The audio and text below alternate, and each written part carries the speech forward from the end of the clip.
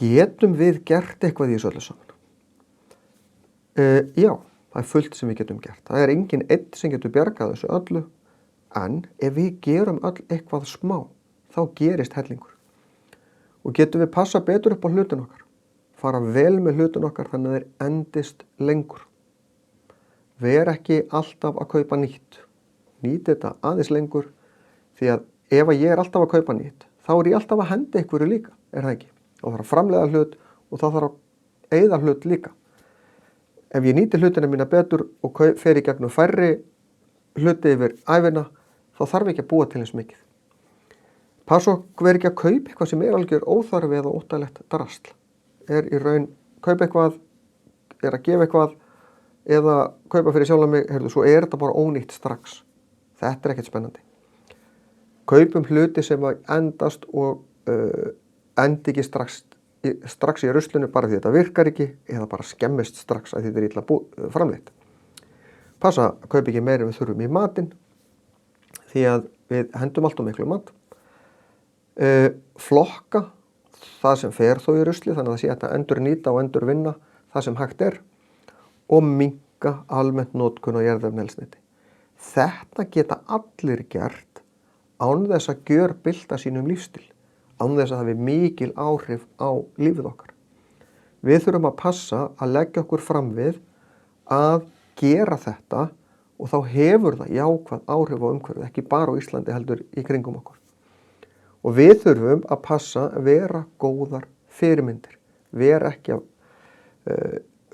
sleppa því að hugsa þetta heldur því að við viljum fá aðra til þess að gera aðeins meira líka. Og þetta hefur eins og ég segi, ekkert brjáluð áhrif á okkar líf eða lífstíl. Sameinuðu þjóðirnar komu sér saman ákveðin markmið fyrir árið 2030, það var gert fyrir einhverjum 10 árum síðan eða svo, og þetta eru miklu fleiri liðir, ég tók bara svona þessa helstu, að það var að reyna að passa það fyrir 2030 væri hvergi fátækni hungur á jörðinni, það gengur ekkert sérstaklega vel, allir hefðu aðgang að hreinu vatni, við höfum alveg náð einhverjum árangri þar, að auka notkun á sjálfbærri orku, já það gengur vel á sumum svæðum, ekki eins vel á öðrum, að við innleiðum það sem við kalla ábyrga neyslu, sem pínu það sem ég var að tala áðan, og að við förum í aðgerðir í loftslagsmálum. Og svo var náttúrulega töluvert fleira í þessu líka. Sumt gengur ágætlega, annað ekki eins vel, og þetta eins og með svona það sem að stjórnmálamenn ákveða í að gera fyrir einhvern ákveðin tíma, það tekst ekkert alltaf. En við að reyna að hugsa hvað get ég gert til þess að passa upp á að ég sé að minnstakosti að gera það sem þarf að gera. Hluti af þessu eru umhverfisáttmálar og það umhverfisráðstefnur alltaf reglulega. Sú stæðsta og svona merkilegast í þessu var Parísarsáttmáli 2015. Síðan þá höfum við svolítið verið að reyna að halda í horfinu og minna þjóðir á að hvað Parísarsáttmálinn gerði eða sagði, en það ekki allar þjóðir með í þessu og það svolítið vandamáli.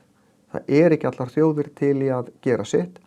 Ástæðan fyrir því af hverju að þetta kostar pening. Það þarf að fara í ákveðnar aðgerðir í iðnaði í hverju landi fyrir sig í umferðinu og víðar og það kostar peninga.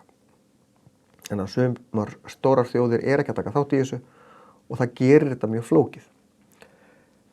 En það sem að Parísarsáttmálinn sagði var að við ættum að reyna að minnka losun gróðurhúsalofttegunda og halda þannig hlýnun jarðar innan við 2 gráðum, helst innan við 1 gráðu.